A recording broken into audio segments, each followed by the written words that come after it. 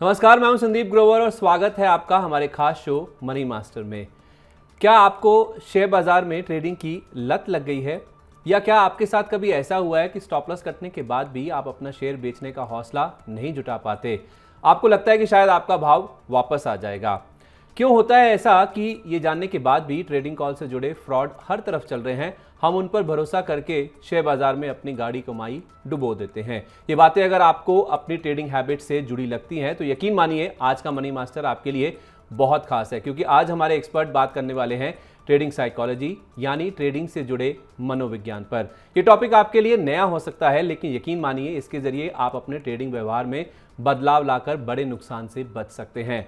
और वो कहते हैं ना कि खराब बाजार में पूंजी ना गंवाना भी पैसा कमाना ही है। तो चलिए सबसे पहले मिलवाते हैं आपको आज के हमारे खास मेहमान विवेक कुमार नेगी से। सर, स्वागत है आपका। विवेक जी फिनएथिक वेल्थ सर्विसेज के डायरेक्टर और सीईओ हैं और शेयर बाजार म्यूचुअल फंड से जुड़ी कई किताबें लिख चुके हैं। शेयर बाजार में विवेक जी करीब 17 साल के आसपास का अनुभव रखते हैं। तो आइए विवेक जी के इस लंबे अनुभव की मदद से हम भी कुछ गुर सीखते हैं और इसके लिए आज के कार्यक्रम की शुरुआत करते हैं। सर, पहले तो आपका बहुत बहुत स्वागत है। मैं पहला सवाल आपसे पूछूं, बहुत बहुत धन्यवाद आज हमारे साथ जुड़े आप इस खास श्रृंखला में। Thank you for having me. आज का प्रोग्राम हम एक स्टेटमेंट के साथ शुरू करना चाहेंगे। Trading is all about being logical, not emotional. So if you are emotional, you are going to lose. So be logical and earn money through trading. चलिए, तो अब शुरुआत में ही हमें एक बढ़िया गुर बता दिया है विवेक जी ने। सर, मैं पहले सवाल की ओर बढ़ता हूं, क्योंकि आज हमारा टॉपिक ही ट्रेडिंग साइकोलॉजी है। तो मैं आपसे यही जानना चाहता हूं कि आखिर ये ट्रेडिंग साइकोलॉजी होती क्या है, यानी कि ट्रेडिंग की शुरुआत से पहले एक ट्रेडर को अपनी जो मानसिकता है, अपना जो माइंडसेट है, उसे कैसे तैयार करना चाहिए?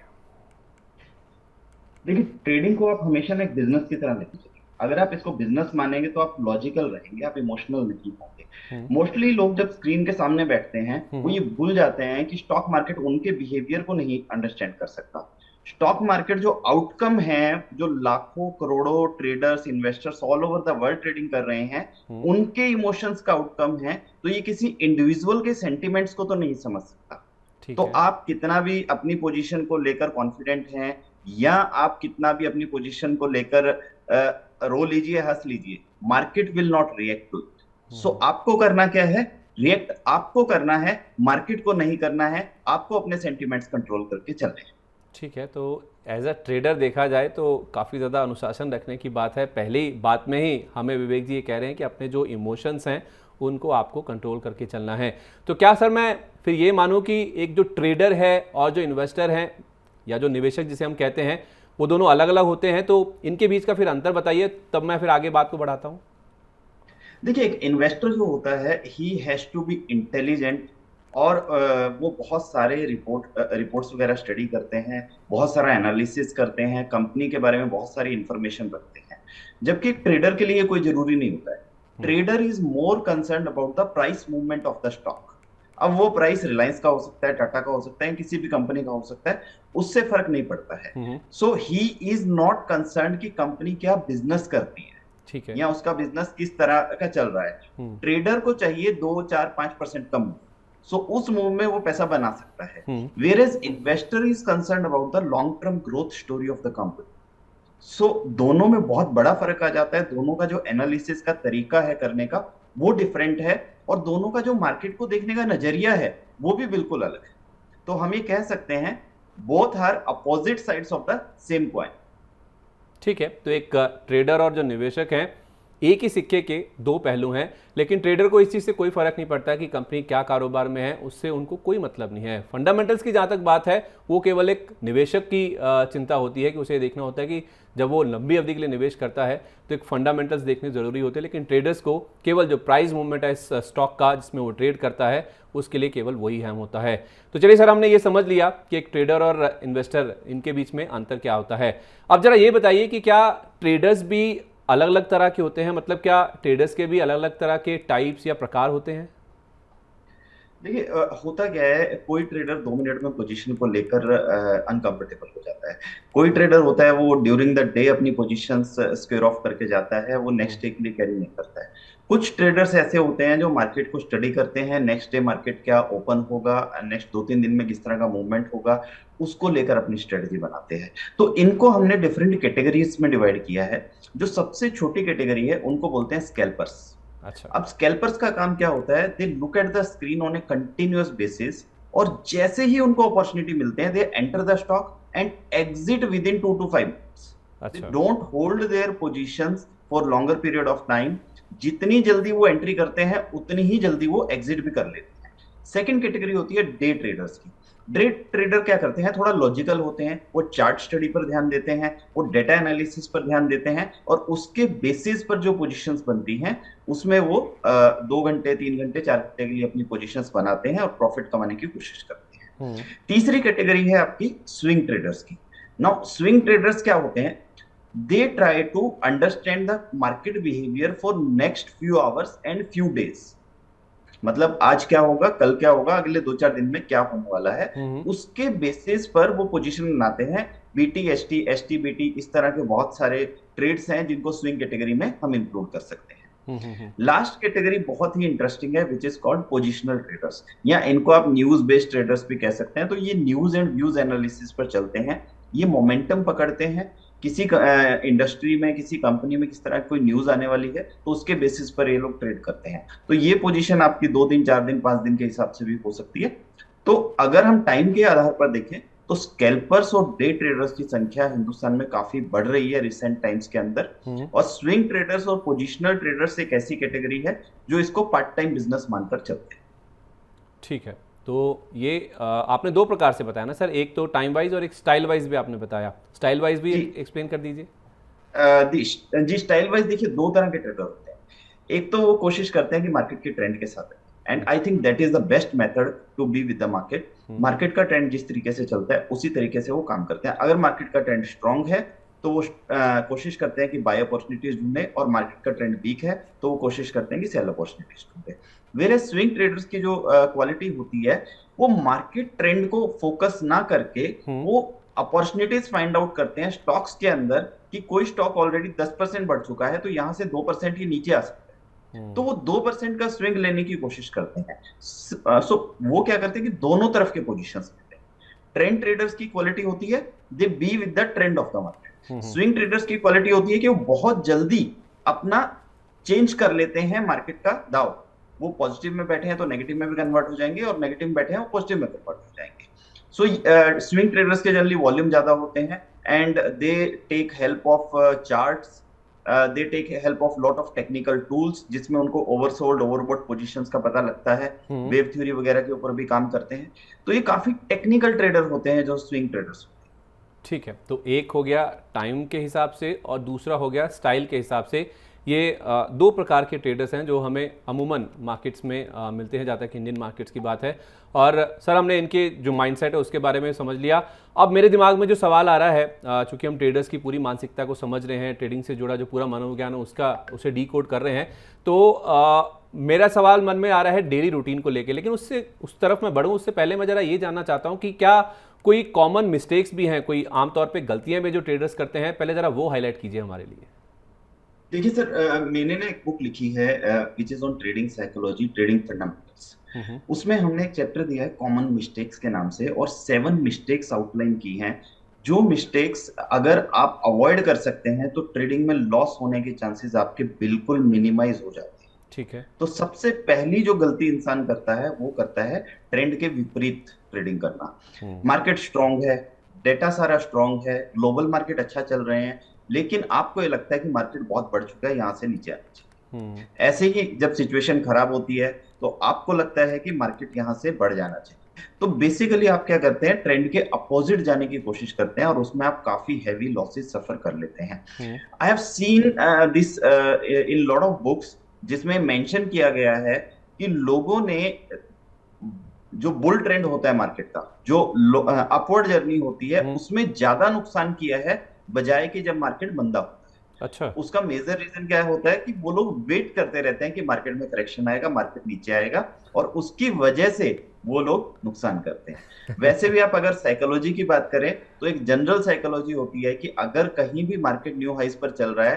तो हाँ। ट्रेडर्स या इन्वेस्टर्स कंफर्टेबल नहीं होते हैं उसमें इन्वेस्ट करने के। हम्म। और लॉजिकली आप देखते हैं तो आपको वहीं पर इन्वेस्ट करना चाहिए जो चीज न्यू हाइस पर ट्रेड हो रही है। तो हम्म। ट्रेंड के विपरीत काम करना एक बहुत बड़ी मिस्टेक हो सकती है स्टॉक मार्केट के अंदर।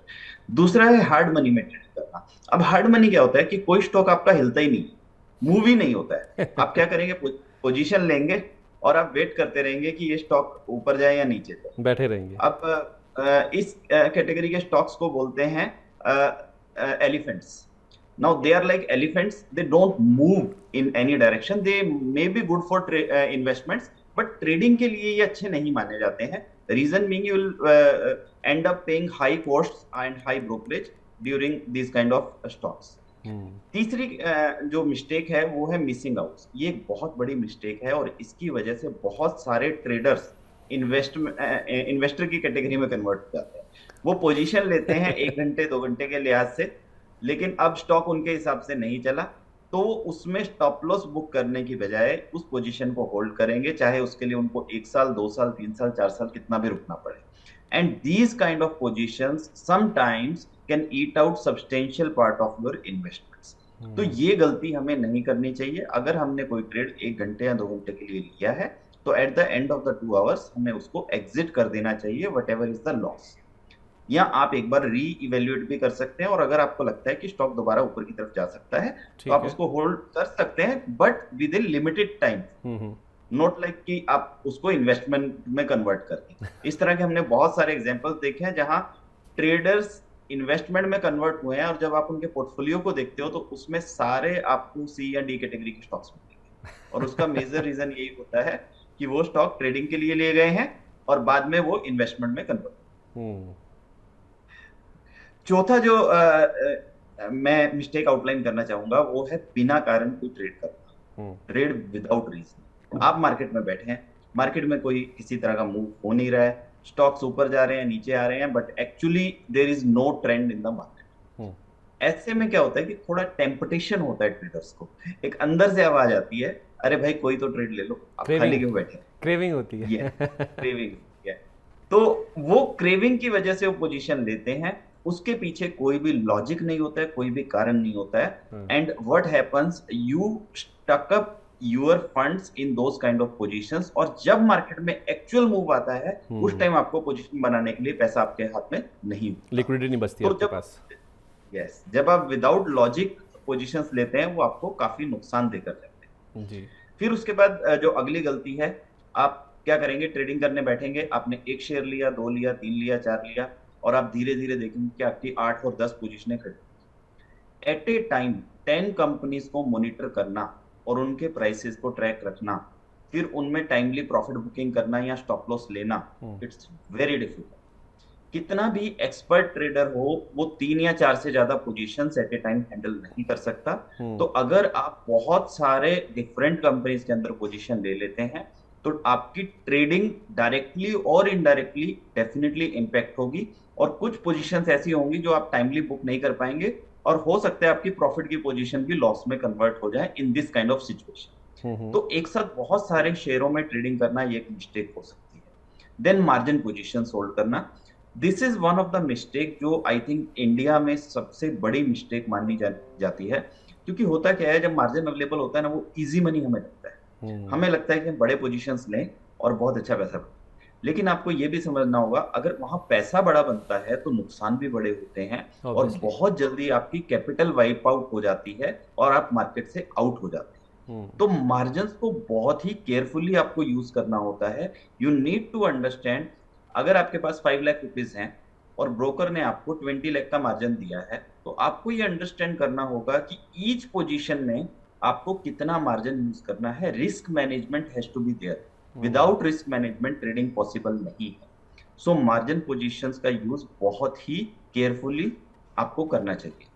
लास्ट है बट लीस्ट नहीं है, ये बहुत ही इंपॉर्टेंट पॉइंट है, रिवेंज ट्रेड।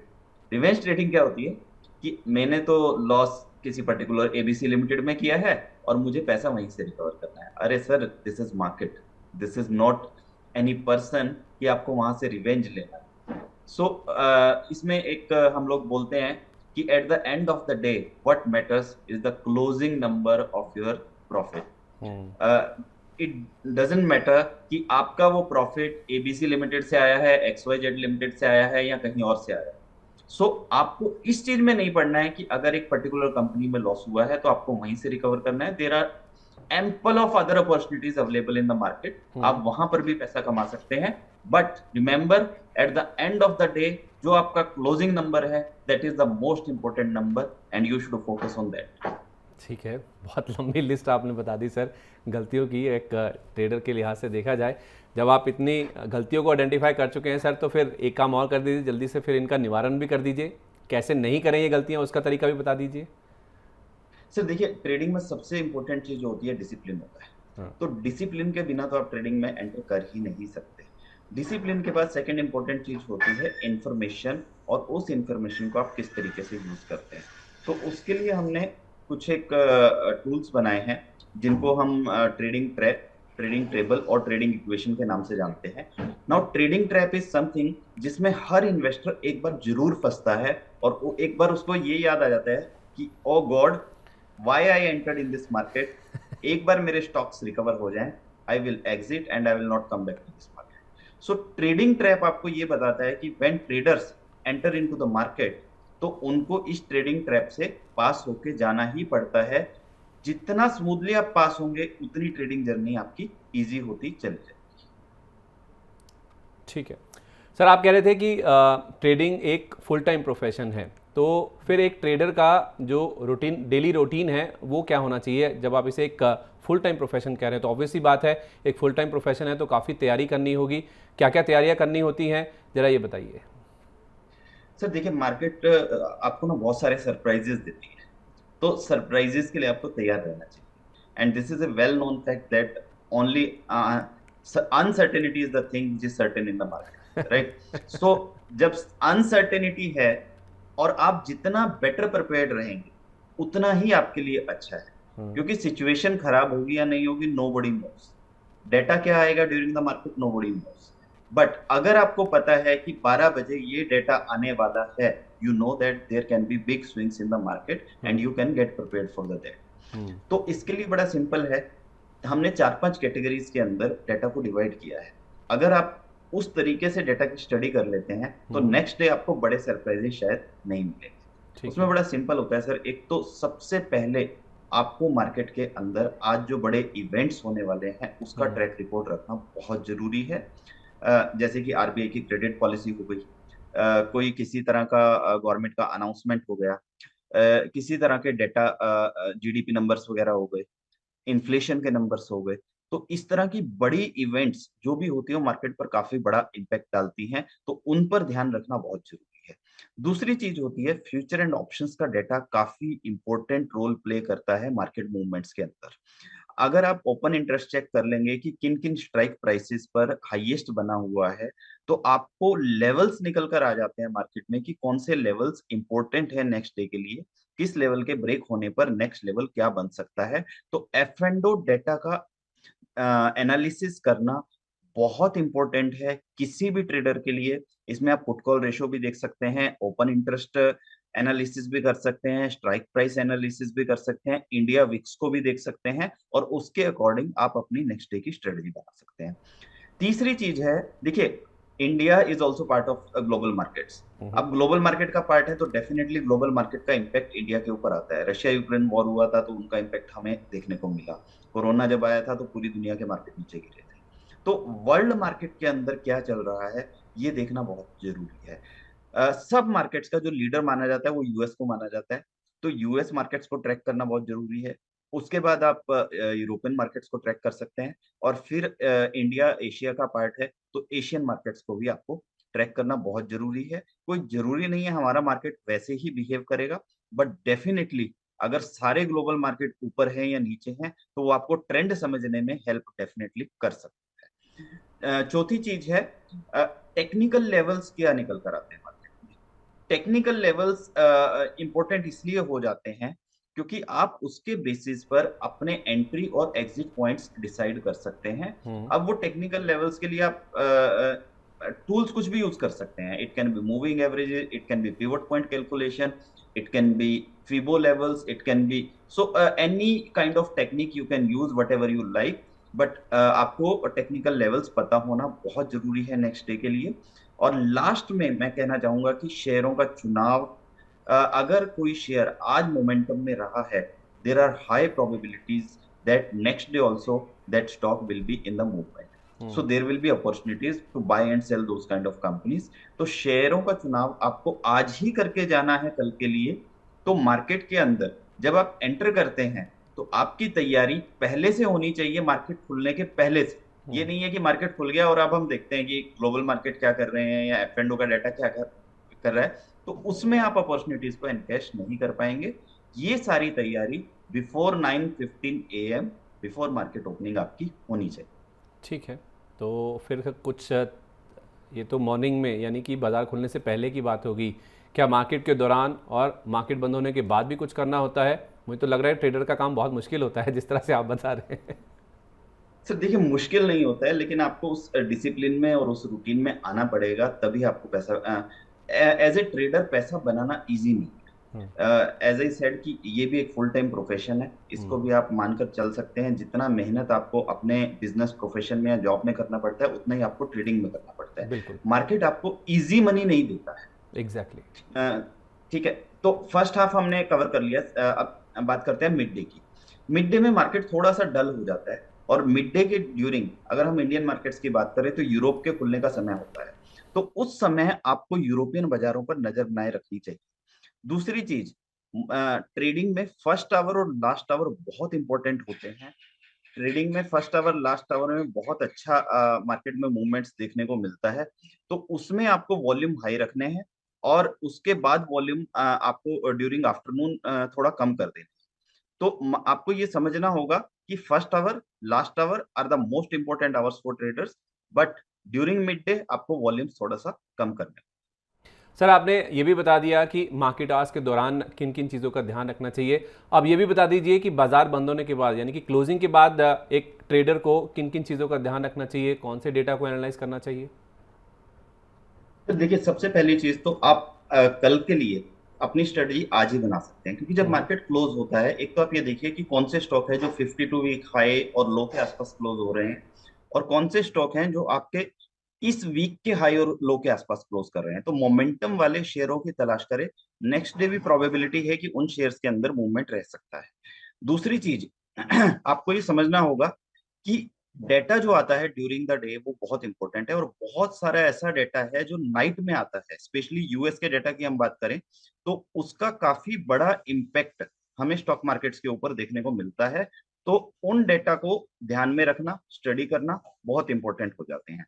तीसरी चीज, आपको क्लोजिंग के समय मार्केट में ये पता लग जाएगा कि मार्केट का सेंटिमेंट क्या है, मार्केट का ट्रेंड क्या है।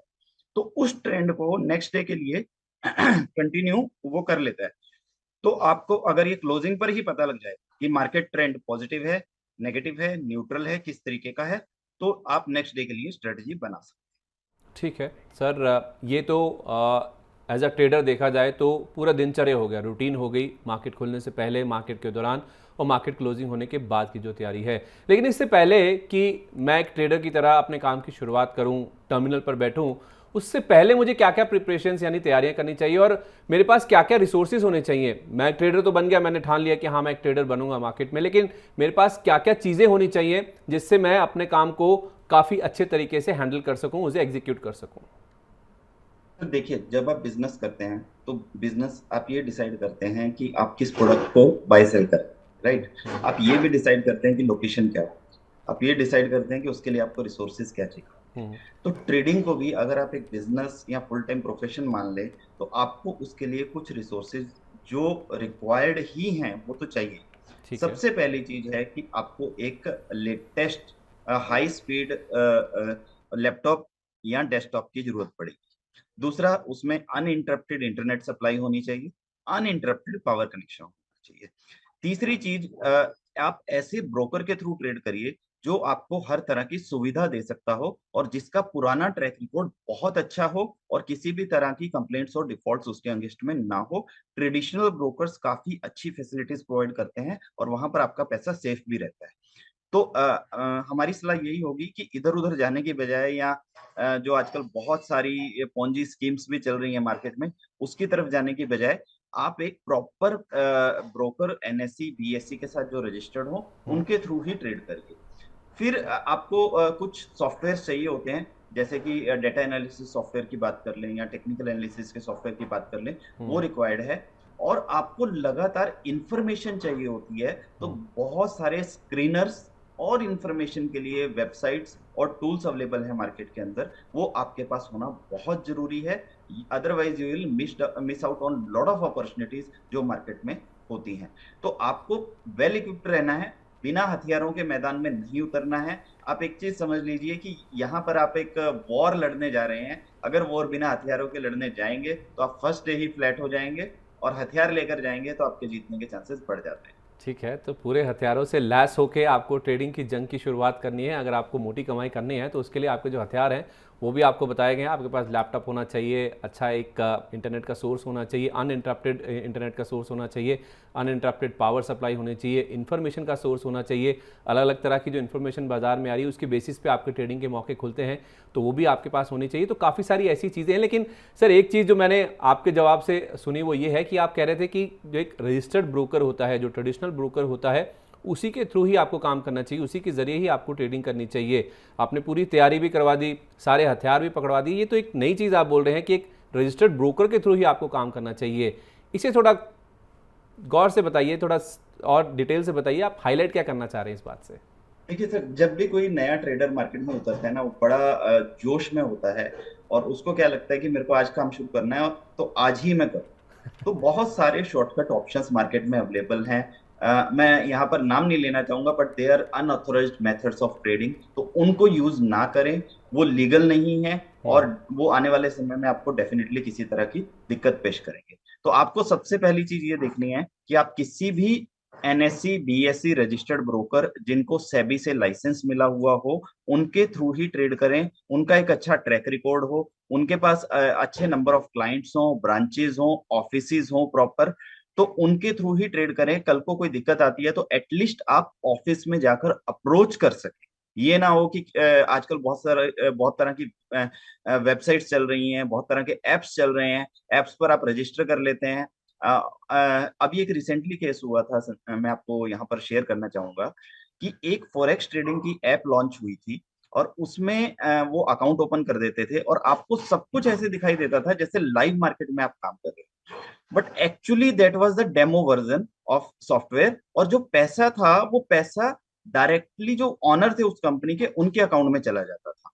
एंड अल्टीमेटली जब इन्वेस्टर्स उसमें से पैसा निकालने लगे तो वो किसी भी तरह का पैसा नहीं निकाल पाए, तो फिर उनकी कंप्लेंट्स हुई और फिर ये सामने हमें देखने को मिला कि इस तरह की बहुत सारी एप्स मार्केट में आ गई हैं जो आपको दिखाएंगी कि सब कुछ लाइव मार्केट में चल रहा है, लेकिन एक्चुअली वो सब डेमो होता है और पैसा उनके अकाउंट में शिफ्ट हो जाता है, जो कि बाद में क्लेम करना या निकालना एक बहुत ही मुश्किल प्रोसेस है। चलिए, तो बहुत ही अहम बात, एक बहुत ही अहम जानकारी एक ट्रेडर के लिहाज से विवेक जी बता रहे हैं कि एक रजिस्टर्ड ब्रोकर के थ्रू ही आपको काम करना है, ताकि आपकी जो पैसे की सेफ्टी है, सिक्योरिटी है, वो बहुत ज़रूरी है। आप किसी गलत स्कीम में, किसी पॉन्जी स्कीम में या किसी नए ऐप में या कोई नई वेबसाइट आ रही है उसमें आप अपना पैसा मत लगा दीजिए, क्योंकि उसमें पैसे फंसने का, डूबने का जो चांसेस हैं, जो रिस्क है, वो काफ़ी ज़्यादा रहता है। और रिस्क मैनेजमेंट की बात तो विवेक जी कर ही चुके हैं कि एक बहुत अहम टूल है जहाँ तक एक ट्रेडर की बात है, जब वो एक फुल टाइम प्रोफेशन के तौर पे ट्रेडिंग की अगर शुरुआत करता है। चलिए सर, हमने एक ट्रेडर के बारे में, उसकी मानसिकता, उसकी साइकोलॉजी के बारे में, उसकी तैयारियाँ, उसकी गलतियाँ, काम करने के तरीके के बारे में भी जान लिया। पर चलते चलते कोई 2-3 ऐसी स्ट्रैटेजीज, कोई ऐसे नुस्खे जो आप हमारे दर्शकों के साथ शेयर करना चाहें, जिससे उनको एज अ ट्रेडर अपने सफ़र में मदद मिल सके, पैसा कमाने में उनकी मदद हो सके? देखिए, एक चीज तो मैं यहाँ पर बताना चाहूंगा जिससे मुझे बहुत मदद मिली हम्म। है। लोग ना आजकल इंफॉर्मेशन के लिए हमेशा गूगल पर चले जाते हैं, बट मुझे लगता है कि बुक से बेटर इंफॉर्मेशन का टूल कोई भी नहीं हो सकता। तो बुक रीडिंग की हैबिट डालना बहुत इंपॉर्टेंट है और मार्केट से रिलेटेड काफी अच्छी बुक्स, काफी अच्छे ऑथर्स के द्वारा मार्केट में आपको मिल जाएंगी। वहां से आपको जो नॉलेज मिलेगी वो नॉलेज आपको कहीं और से नहीं मिलेगी। ठीक तो है। बुक रीडिंग की हैबिट एक मस्ट हैव हैबिट है to be a successful trader. That is one. Secondly, हमारे कुछ ऐसी स्ट्रेटजीज हैं जो हम अपने खुद के ट्रेडर्स के लिए भी यूज करते हैं, तो वो मैं आज यहाँ पर शेयर करना चाहूंगा।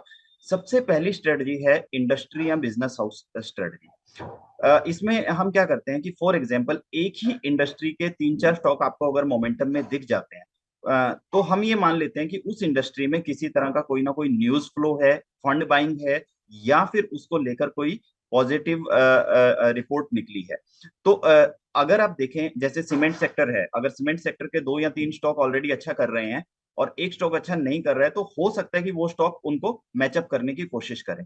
तो आप ऐसी इंडस्ट्री या बिजनेस हाउस की जब हम बात करते हैं तो हो सकता है कि वो रिलायंस इंडस्ट्रीज बिजनेस हाउस हो, टाटा बिजनेस हाउस हो, महिंद्रा ग्रुप की कंपनीज हो, या अदानी ग्रुप की कंपनीज हो। तो कई बार क्या होता है कि बहुत सारे कंपनीज एक ही ग्रुप की एक ही डायरेक्शन में एक साथ चलती हैं, तो वहां पर उस चीज का आप फायदा ले सकते हैं। तो एक पर्टिकुलर इंडस्ट्री या बिजनेस हाउस आप आइडेंटिफाई करने की कोशिश कीजिए जहां पर स्ट्रॉन्ग मोमेंटम बना हुआ है। वहां पर आप अगर ट्रेडिंग अपॉर्चुनिटीज ढूंढेंगे तो डेफिनेटली वहां पर आप पैसा बना सकते हैं। हम्म। दूसरी हमारी स्ट्रेटजी है ट्रेंड स्ट्रेटजी। ट्रेंड स्ट्रेटजी क्या कहती है कि अगर मार्केट पॉजिटिव है और मार्केट के साथ साथ कुछ ऐसे स्टॉक्स आप फाइंड आउट कर सकते हैं जिनका ट्रेंड पिछले 2 दिन से भी पॉजिटिव है और आज भी पॉजिटिव है, तो there are higher chances that you can make money in such stocks. तो आपको क्या करना है, सिंपली ट्रेंड फॉलो करना है। मार्केट का ट्रेंड क्या है, स्टॉक का ट्रेंड क्या है। तेजी की मार्केट में आपको मंदी के स्टॉक नहीं ढूंढने हैं और मंदी की मार्केट में आपको तेजी के स्टॉक नहीं ढूंढने हैं। तो अगर स्टॉक भी बाइंग में है, मार्केट भी बाइंग में है, तो ये आपका ट्रेंड फॉलोइंग हो जाता है। और हमेशा ट्रेडिंग में कहा जाता है ट्रेंड इज योर फ्रेंड। तीसरी हमारी स्ट्रेटजी है सर्किट स्ट्रेटजी। देखिए, हर स्टॉक के ऊपर सर्किट लिमिट्स हैं। वो लिमिट्स आपकी 5%, 10% और 20% की होती है। तो जनरली जब 10 और 20% की सर्किट लिमिट्स होती हैं, हम ये मानते हैं कि कोई स्टॉक ड्यूरिंग द डे 10% वाला करीब 7% और 20% वाला 15% ऊपर आ गया, there are very bright chances कि वो सर्किट लिमिट को हिट कर देगा। तो ठीक आप है। 2-3% का स्टॉप लॉस लेकर ऐसे स्टॉक्स में बाइंग बना सकते हैं और वो सर्किट लिमिट्स को हिट कर सकते हैं। This formula has almost 80% success ratio. I am not saying कि every time you will get success, आपको स्टॉप लॉस रखना बहुत जरूरी है, but there are higher chances that you can make profit out of these strategies. तो आपको ये formula follow करना है। अब तो जैसे ये आप स्क्रीन पर भी देख सकते हैं कि 3.5% अगर कोई 5% सर्किट वाला स्टॉक बढ़ गया है, तो देर इज हाई प्रोबेबिलिटी वो 5% का सर्किट छू लेगा। ऐसे ही 7.5% बढ़ गया 10% सर्किट वाला, तो वो 10% का सर्किट छू सकता है। और 20% सर्किट वाला स्टॉक अगर 16% बढ़ गया है, तो वो 20% सर्किट को छू लेगा। There is a very high probability of that. तो इस स्ट्रेटेजी को आप फॉलो कर सकते हैं और इसके लिए स्क्रीनर्स मार्केट में अवेलेबल हैं, उन स्क्रीनर्स को आप यूज कर सकते हैं। ठीक है। तो ये स्ट्रैटेजी आपके सामने रखी गई है, गुरु मंत्र भी आपको बताए गए हैं कि अगर आप एज अ ट्रेडर मार्केट में ट्रेड करते हैं तो कौन सी स्ट्रैटेजीज हैं, जिसमें से एक सर्किट स्ट्रैटेजी भी है जो आपके सामने रखी गई है। जो स्टॉक मोमेंटम में होते हैं, ऑलमोस्ट अपने सर्किट के पास पहुंच जाते हैं, उनमें आप 2 से 3% का स्टॉप लॉस रख के कि वो सर्किट हिट कर जाएगा, जिसकी प्रोबेबिलिटी 80% के आसपास होती है, जैसे हमें विवेक सर बता रहे हैं, उसमें भी आप काम करके अपनी पोजीशन बना के ट्रेड इनिशिएट करके मोटा पैसा बना सकते हैं। तो आपके साथ पूरी मनोविज्ञान जो है ट्रेडिंग का वो भी शेयर कर दिया गया है, गलतियां भी शेयर कर दी गई हैं, क्या तरीके हैं उनको सही करने के वो भी बता दिए गए हैं, नुस्खे भी आपको बता दिए गए हैं कि अगर आप एक ट्रेडर हैं तो आपको अगर अच्छा पैसा बनाना है मार्केट्स में तो क्या क्या स्ट्रैटेजीज आप इस्तेमाल कर सकते हैं। लेकिन सर, एक आखिरी सवाल फिर भी मैं आपसे पूछूंगा कि बहुत सारे लोग हैं, क्योंकि स्पेशली जो कोरोना काल था उसके बाद हमने देखा है कि काफ़ी लोग हैं जो मार्केट्स में एंटर हुए हैं, उनको जो ट्रेडिंग की लत है वो लगी है। स्पेशली इसलिए क्योंकि वर्क फ्रॉम होम चलने के कारण लोगों के पास टाइम बहुत ज़्यादा था, जिससे शेयर बाजार में लोगों की एंट्री भी बहुत तेज़ रफ्तार से हुई है। हाल में हमने देखा भी है जो डीमैट अकाउंट की संख्या है वो भी 10 करोड़ के पार चली गई, क्योंकि पिछले 2 साल में ये जो कोरोना काल का पीरियड था उसमें बहुत सारे नए जो निवेशक हैं उनकी बाजार में एंट्री होती हुई दिखी है। बाजार में रैली आई है लोअर लेवल से, तो जाहिर सी बात है लोगों ने पैसा बनाया भी है, लेकिन अब जो है मार्केट से पैसा बनाना लोगों के लिए मुश्किल हो रहा है और धीरे धीरे हम देख रहे हैं कि जो वर्क फ्रॉम होम है वो भी खत्म होता हुआ दिख रहा है। लेकिन ऐसे सिचुएशनल ट्रेडर्स को आप क्या सलाह देना चाहेंगे जिनको ट्रेडिंग की लत लग गई है, उस लत से कैसे बाहर आया जाए, उसे कैसे छुड़ाया जाए? देखिए ट्रेडिंग को आप इसको लत ना मानकर इसको एक प्रोफेशन मान लीजिए। देखिए बहुत सारे लोग ना इसको एज ए वीडियो गेम लेते हैं, और वीडियो गेम में जैसे आप दिन भर बटन दबाते रहते हैं तो आपको बटन दबाना है। ट्रेडिंग में ऐसा नहीं है। ट्रेडिंग एक काफी कैलकुलेटेड एनालिसिस है, और उसके बेसिस पर आपको ट्रेड लेने होते हैं। सबसे पहली चीज जो है, आपको अपने आप को from time to time upgrade करना बहुत जरूरी है। उसके लिए आप जो सक्सेसफुल ट्रेडर्स हैं मार्केट में, सक्सेसफुल ट्रेनर्स हैं, उनके पास जा सकते हैं और उनसे कॉन्सेप्ट सीख सकते हैं। दूसरा जो मैंने आपको बताया कि बुक रीडिंग एक बहुत अच्छी हैबिट है, वो आप एक फॉलो कीजिए, उससे आपके ट्रेडिंग में काफी सुधार देखने को मिलेगा। तीसरा एक कॉन्सेप्ट हमने दिया हुआ है ट्रेडिंग टेबल का। वो क्या कहता है कि आपको अपना रिस्क रिवॉर्ड पहले से डिफाइन करके चलना है। अगर आप रिस्क रिवॉर्ड डिफाइन करके चलेंगे तो आप डेफिनेटली लॉस कम करेंगे और प्रॉफिट पोटेंशियल आपका ज्यादा रहेगा। इसमें एक एग्जांपल ले लेते हैं कि अगर आप एवरी टाइम 1% का लॉस लेते हैं एंड एवरी टाइम 2% का प्रॉफिट बुक करते हैं, तो आपको 100 ट्रेड्स लगेंगे मार्केट से बाहर होने के लिए, और कंटिन्यूअसली आप 100 ट्रेड लॉस के करें, ऐसा पॉसिबल नहीं है। इसमें दूसरी चीज आपको जो ऐड करनी है वो ये है कि अगर 1% स्टॉप लॉस और 2% टारगेट के साथ आपके 3 ट्रेड लगातार लॉस के हो जाते हैं, so close for the day. It means that day is not for you. एक दिन में आपने 3% का लॉस कर दिया, that is enough for you. Next day आप फिर से आइए, स्ट्रेटजी बनाइए, प्लान कीजिए, और अगर ये कंटिन्यूअस 3 डेज अगर ये प्रोसेस हो जाता है, then you should stop trading at least for few months and few weeks. Go back, take some training, read some books, get some knowledge, and then apply yourself. देखिए अगर आप ये formula follow करते हैं, आपने 3 दिन का लॉस किया, तो आपका सिर्फ 9% का लॉस। इट मीन 91% कैपिटल आपके पास आज भी सेफ है, और उस कैपिटल से आप मार्केट में री एंटर कर सकते हैं। लेकिन री एंटर आप कब करें? आप तैयारी के साथ करें, बिना तैयारी के मत कीजिए। और ये फॉर्मूला एक बहुत सक्सेसफुल फॉर्मूला है। When I was trading in the US markets, तो ये हमारे ट्रेनर ने हमें सिखाया था, और ये बहुत इफेक्टिव फॉर्मूला है कि लगातार 3 ट्रेड लॉस हो जाए, क्लोज फॉर द डे, और लगातार 3 दिन लॉस हो जाए, close at least for a week. चलिए, तो बहुत ही प्रैक्टिकलिटी के साथ आपको एक एग्जाम्पल भी दिया गया है कि अगर आप एक दिन में 3% के आसपास का लॉस कर देते हैं तो आप अपनी जो ट्रेडिंग है दिन के लिए उसे बंद कर दीजिए, और 3 दिन तक अगर आपको लगातार 3% का रोज लॉस होता है, यानी कि 3 दिन में अगर आपने अपनी कैपिटल का 9% के आसपास वाइप आउट कर दिया है, तो आपको कुछ हफ्तों के लिए, कुछ महीनों के लिए अपनी जो ट्रेडिंग है उसे रोक देना चाहिए। वापस अपने आप को रीपोजिशन करिए, तैयारी कीजिए। जैसे सर बता रहे हैं कि आपको बुक रीडिंग की एक आदत डालनी चाहिए, अपनी तैयारी करनी चाहिए और सीखना चाहिए, ट्रेनिंग के लिए जाना चाहिए। उसके बाद आप लौटिए, क्योंकि आपके पास अपनी जो 91% कैपिटल है अभी भी बची हुई है, तो उस कैपिटल को डिप्लॉय करने से पहले आप सीख के आइए। जो 9% आपने गंवाए हैं उसके आपके क्या अनुभव रहे हैं, उससे आपको क्या सीखना चाहिए। उस तैयारी के बाद फिर आप अपना जो 91% कैपिटल बचा हुआ है, सीखने के बाद, पढ़ने के बाद, जानने के बाद फिर आप मार्केट में उतर सकते हैं। विवेक सर, आपका बहुत बहुत शुक्रिया मनी मास्टर की इस खास श्रृंखला में आज हमारे साथ जुड़ने के लिए, और बहुत ही आसान भाषा में ट्रेडिंग साइकोलॉजी के बारे में हमारे दर्शकों को समझाने के लिए। Thank you sir. चलिए, तो आशा करते हैं कि दर्शकों की समझ को और सहज बनाने की मनी मास्टर की ये खास पहल आपको पसंद आई होगी। आज के लिए बस इतना ही। मनी मास्टर के अगले एपिसोड में बाजार के एक और एक्सपर्ट के साथ, शेयर बाजार से जुड़े एक नए टॉपिक के साथ आपसे फिर मुलाकात होगी। तब तक आप देखते रहिए मनी 9। नमस्कार।